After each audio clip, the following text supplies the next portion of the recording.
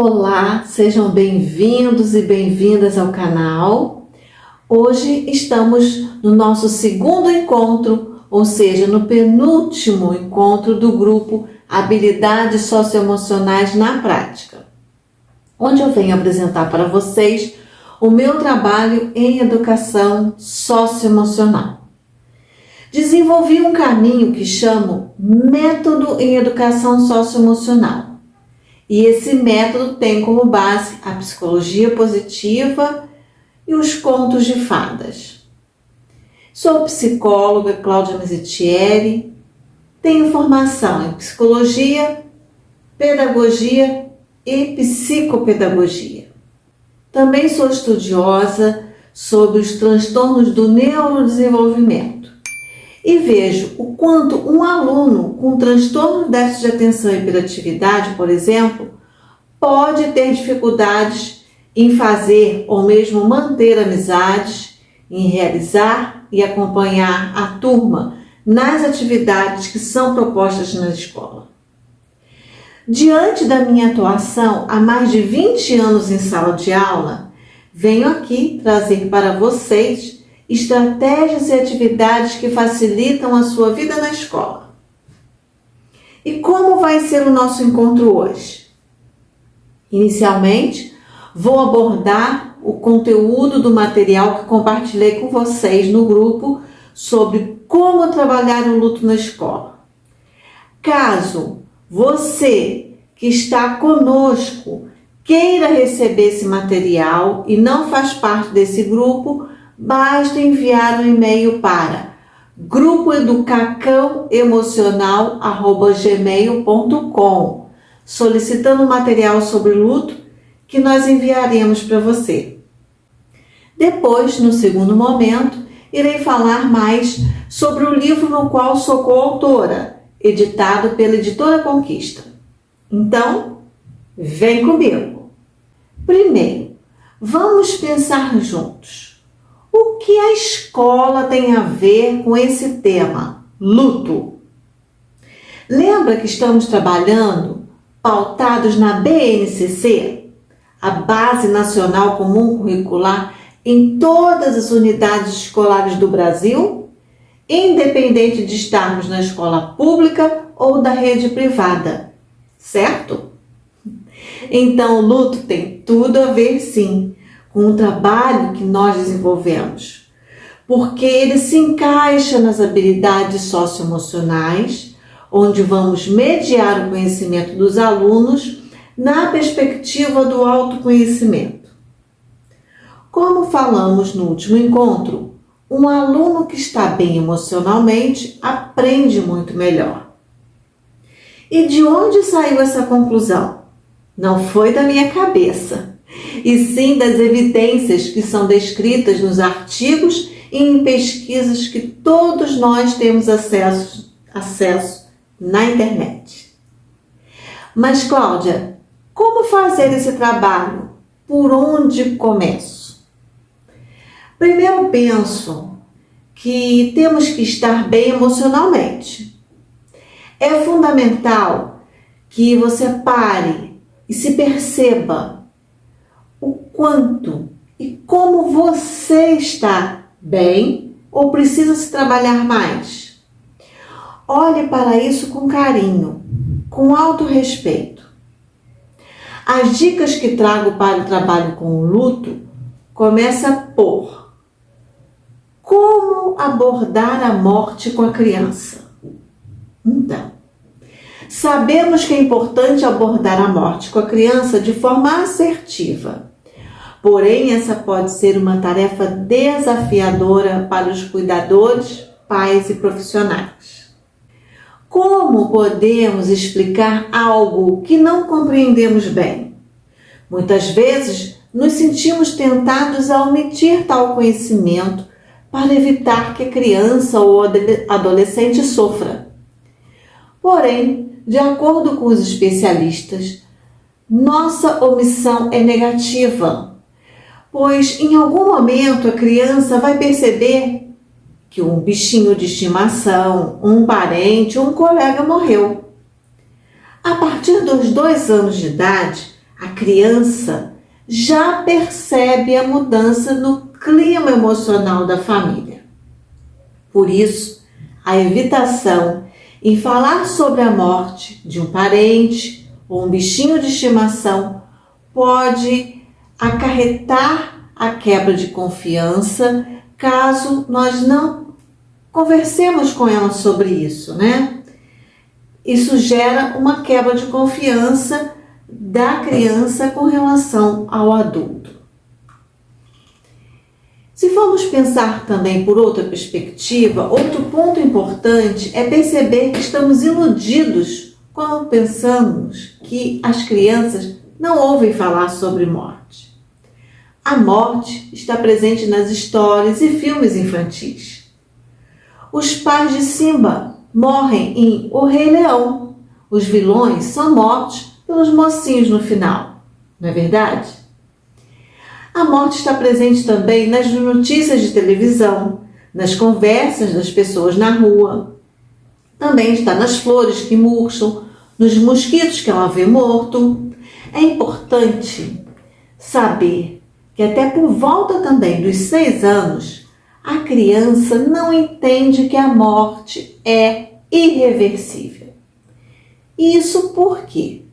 Porque o pensamento dela é animista. Nessa fase, ela não diferencia a fantasia da realidade, pois acredita que, assim como nos desenhos e nos filmes, dá para levantar depois que a personagem leva uma pancada, uma lambada na cabeça, não é verdade? Como sabemos que a brincadeira é um treinamento de habilidade para a vida adulta, é importante que a criança brinque de morto-vivo durante os embates que trava com seus heróis.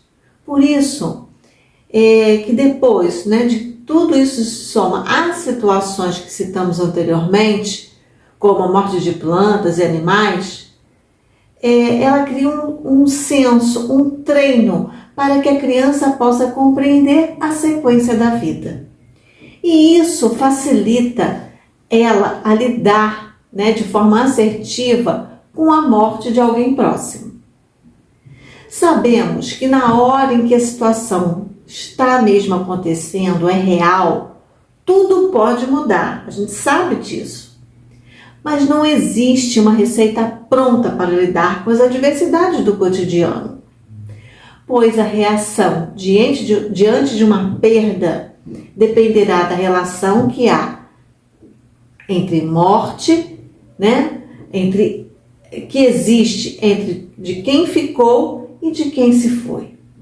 Assim também como dependerá do temperamento dessa criança. E isso deve ser muito levado em conta. Quando a gente pensa, chegou a hora de contar, o primeiro passo é manter a calma. Devemos usar a linguagem clara e acessível com a criança.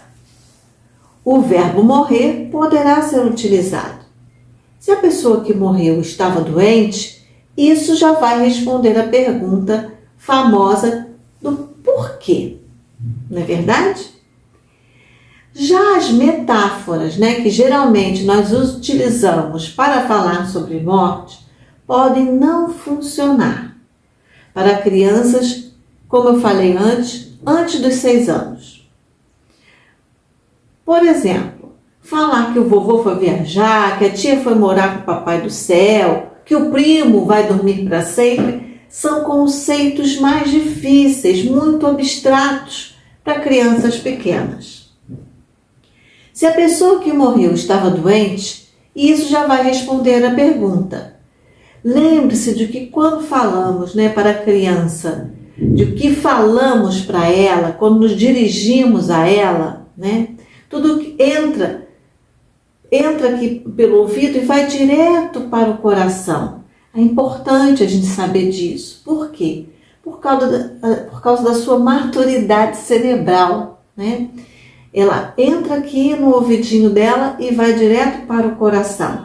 A questão da maturidade emocional para racionalizar, raciocinar de uma forma madura, colocar em si a razão depende dessa maturidade cerebral.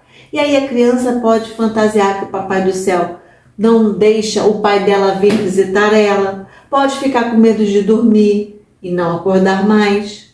Entende? Então tem muitas consequências.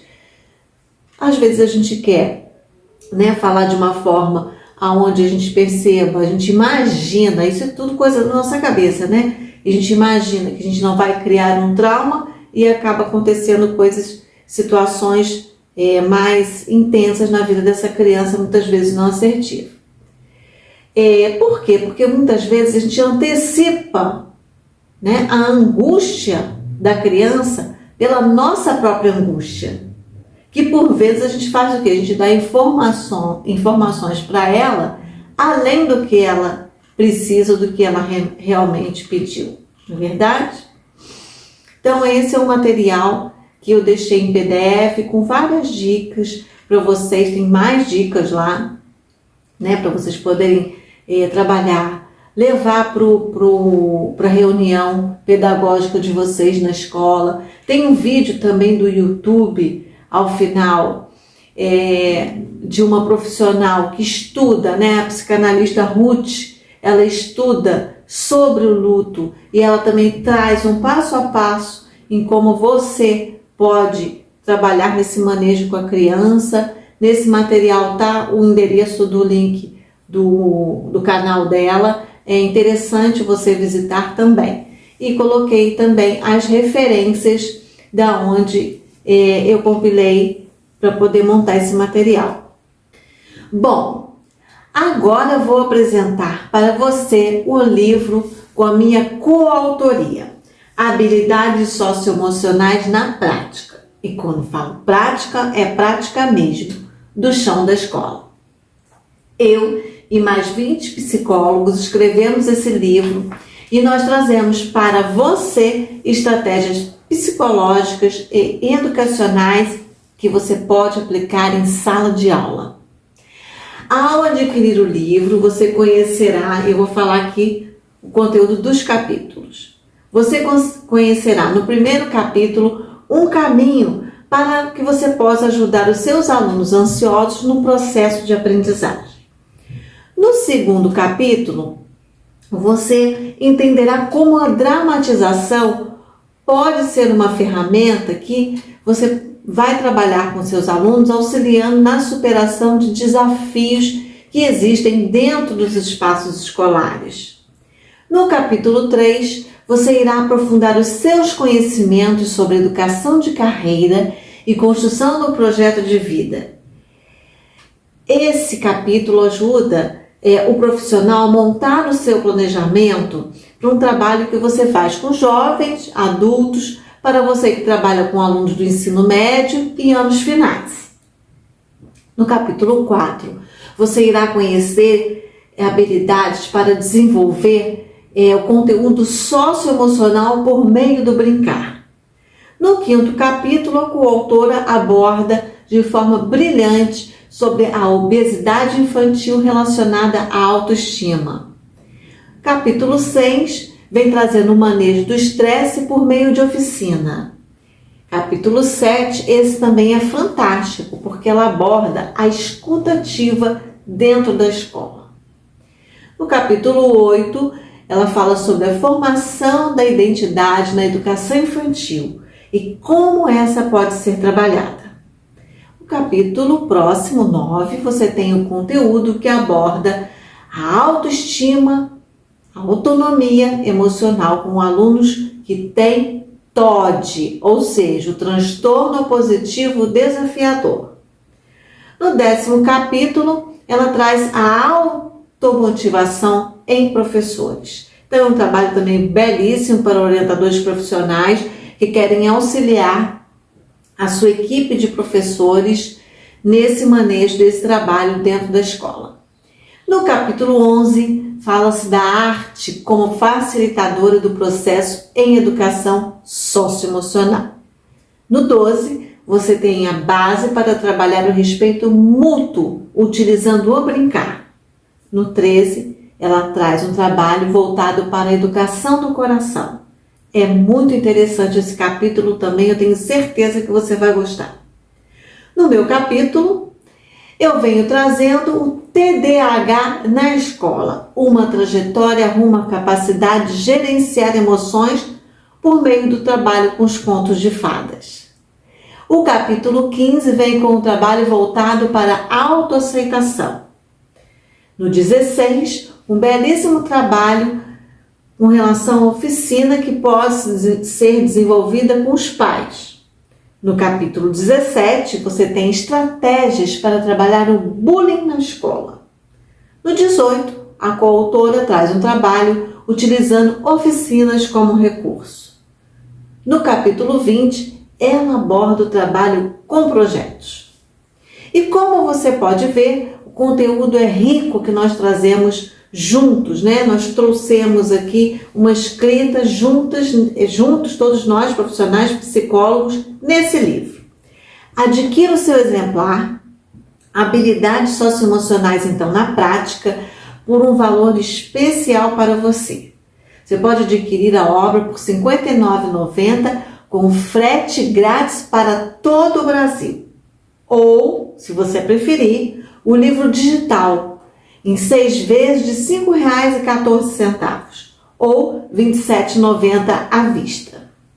O link para você adquirir está aqui embaixo na descrição do vídeo. Você vai gostar. Até semana que vem, no nosso último encontro sobre habilidades socioemocionais na prática. Um beijo. Tchau, tchau.